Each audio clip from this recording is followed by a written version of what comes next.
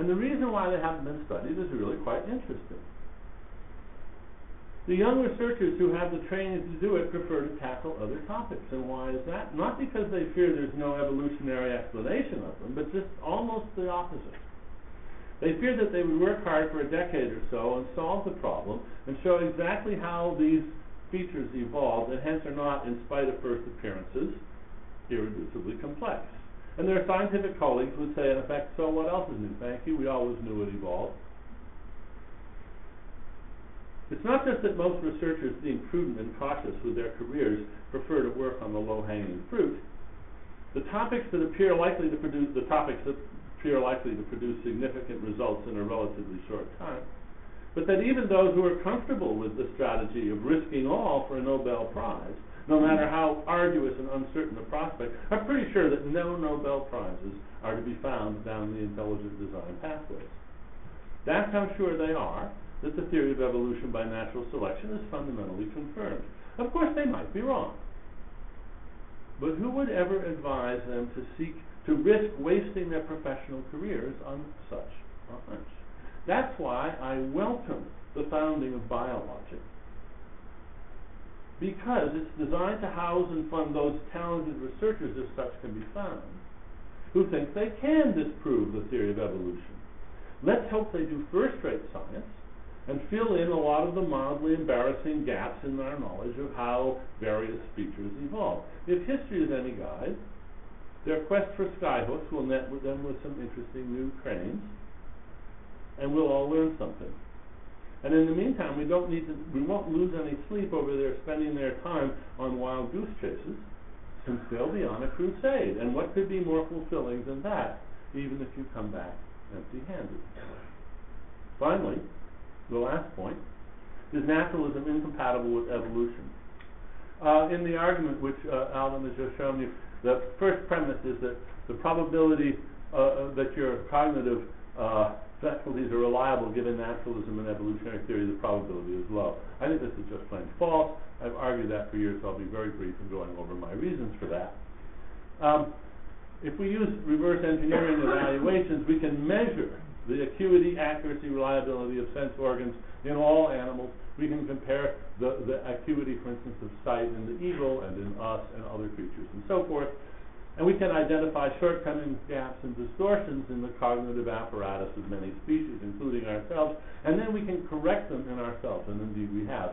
I'm wearing glasses. We all know all of the many prosthetic devices and innovations that we've done to correct the identified shortcomings in our God-given machinery, in our evolved machinery.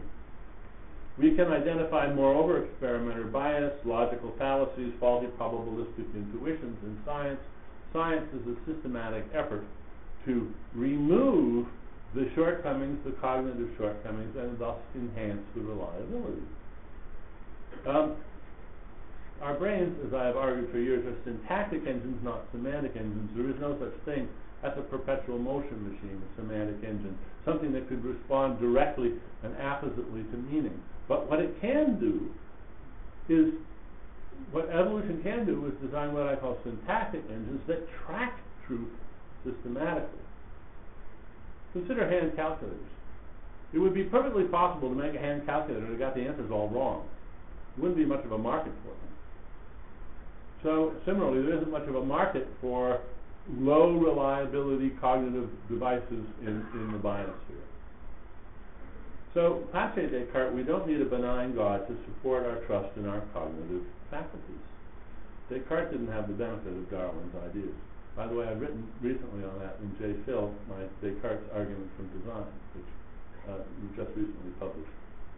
Now, thanks to the evolution of language, we and only we of all God's creatures have words as tools, which are good for representing our reasons.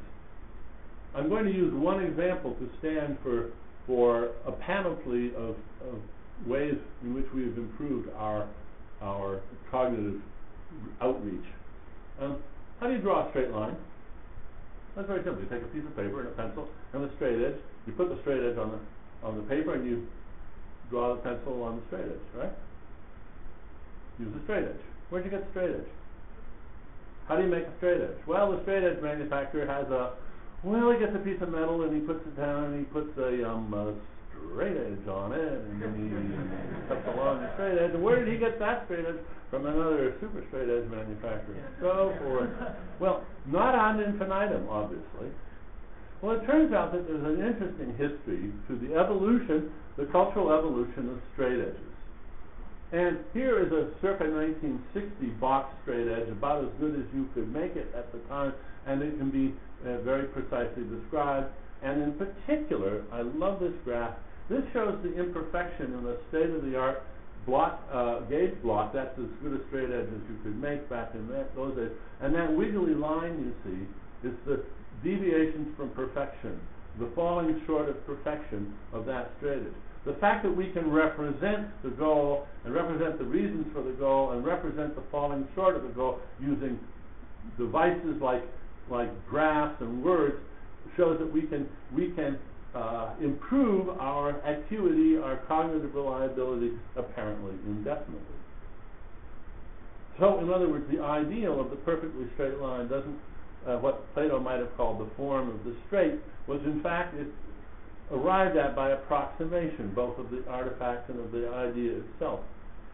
We can have bootstrapping. We don't need God from on high to tell us that our cognitive faculties are good. The form of the true has a similar history. Science is the system in which cultural items, means, have been selected for veridicality. It's not perfect, but it's demonstrably better and better and better than it's ever been before. Darwinian naturalism is not a religion or even a quasi-religion. It isn't that because there is not a single facet of it which is simply taken on faith and which is not arguable and subject to skepticism.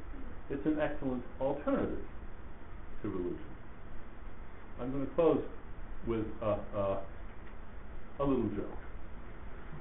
Some of you may notice that I'm wearing my little Darwin pin, the fish with the legs, the evolving fish, says Darwin.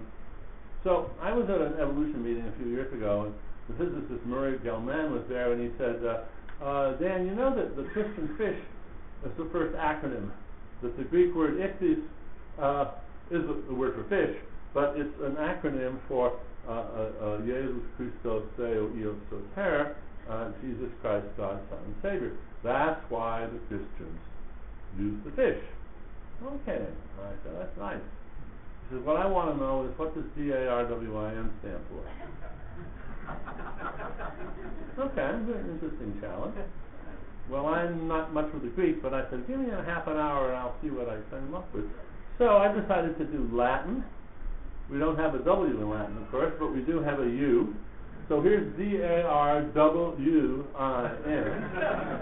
in Latin.